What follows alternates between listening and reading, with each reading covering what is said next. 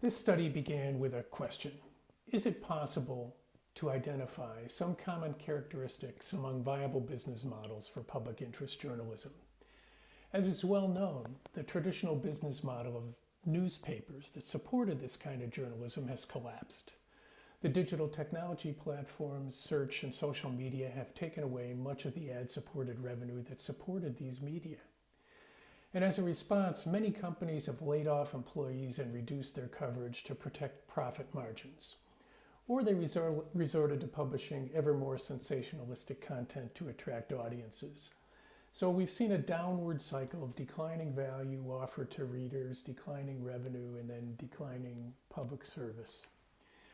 Our first hypothesis is that an appropriate business model can be the best way to revitalize media companies and counteract the decline in public interest journalism. To establish a theoretical framework for our study, we first reviewed the literature on public interest journalism. This journalism is labor-intensive, and thus it's costly to produce, especially the so-called watchdog or accountability journalism. So there's tension between finding a model that generates sufficient revenue without compromising ethical standards. In the end, we settled on Chesborough's business model framework as the one most relevant to news media organizations and adapting to digital disruption. Our second hypothesis is that for the new business models to be viable, audiences' engagement has to be particularly relevant. Increased competition hinders brand loyalty. For this reason, companies committed to public interest journalism have to satisfy the demands and information needs of the public and engage their audiences with their editorial project. We decided to focus on 4 regions of the world: Eastern Europe, Western Europe, Latin America, and the US, each with very different political, economic, and media environments, in order to test the hypothesis that there might be common elements to viable business models. To test our hypothesis, we selected 20 media organizations, 5 from each of those 4 regions. These media had to meet 4 criteria. First, their leaders had to declare that their goal was editorial and financial independence. Second, the media are widely recognized by stakeholders, academic studies, and prestigious market research as credible and professional. Third, their stated mission is to provide public interest news content that has a positive impact on society. And fourth, their business model has produced at least break-even financial results or external investor subsidies for 4 years or more. In addition, we sent a follow-up questionnaire to their directors with questions about revenue streams, profitability, audience engagement, editorial priorities, and the impact of the COVID-19 pandemic. To summarize our research, we produced 3 tables. The first shows how to apply Chesborough's model to news media organizations. The second table compares the 20 organizations in terms of year of foundation, newsroom size, revenue totals, revenue sources, number of subscribers, and the audience size. In the third table, we categorized them according to the 3 business models we identified and how those models related to their editorial priorities, their profitability, and the impact of the COVID-19 crisis. We also gave each organization an engagement score to measure how deeply they were connected with their audience. For this engagement score, we followed the model used by Harlow and Salaverria in their study of some 30 Latin American news websites. Here's a little summary of those 20 media. Only 2 of the 20 began as traditional print newspapers: Berkshire Eagle in the US and Gazeta Wyborcza in Poland.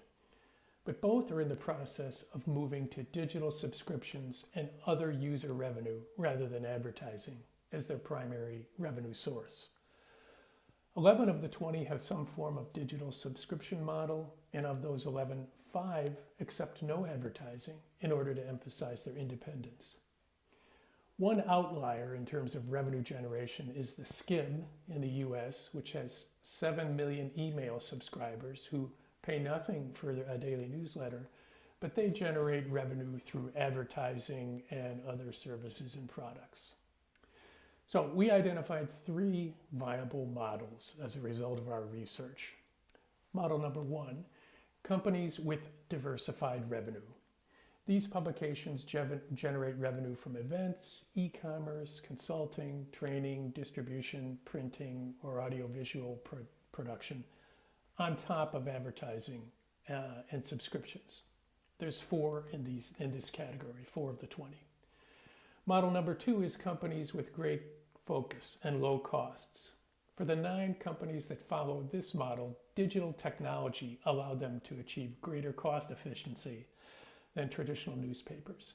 These media focus on deep coverage of a particular geographic or thematic niche with relevant content unavailable anywhere else. Model 3 is nonprofit journalism. There are 7 media brands following this model. They expect to generate value for a number of diverse audiences instead of just generating profits for shareholders. The data we collected on the focus on users supports our first hypothesis that an appropriate business model can be the best way to revitalize media companies and counteract the decline in public interest journalism. User focus is one of the common features of these 20 media. They put public interest ahead of revenue generation. 14 of the news organizations say that investigative journalism or watchdog journalism is a very important editorial priority. That was the highest category they could choose, very important. And 12 put societal change as very important. It's a telling sign of commitment to the users and public interest that only 2 of the 20 were considering layoffs because of the COVID-19 crisis. However, our second hypothesis is not completely supported by the data. We considered that media firms need greater engagement of the audience to compete in increasingly competitive markets. But as Table 3 shows, some publications are capable of producing public interest journalism without high participation from the readers and users, at least according to the 8 criteria we used. As for financial viability of public interest journalism, varied models have varied levels of success. 6 of the firms provided no details about their income margin, but 4 of those are nonprofits and 1 is supported by investors. Of the other 14, 4 said they were not profitable over the past 5 years. Another 4 have profit margins between 0 and 9%, and the other 6 have profit margins between 10 and 21%. So our conclusions: in order to recruit and retain experienced and talented journalists who are capable of producing high quality content, media organizations need business models innovative enough to adapt to the unique conditions of their particular markets. The news companies presented here offer a range of options.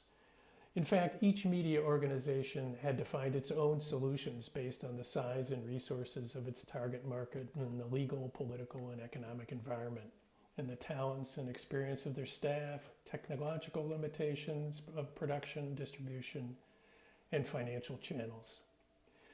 There are some limitations to this research, starting with the subjective nature of the selection of the 20 media firms. In addition, this research is relatively recent and could be rounded out with an historical study of the publications. In any case, our study detects some common models and guidelines that can serve as inspiration for companies seeking to offer public interest journalism.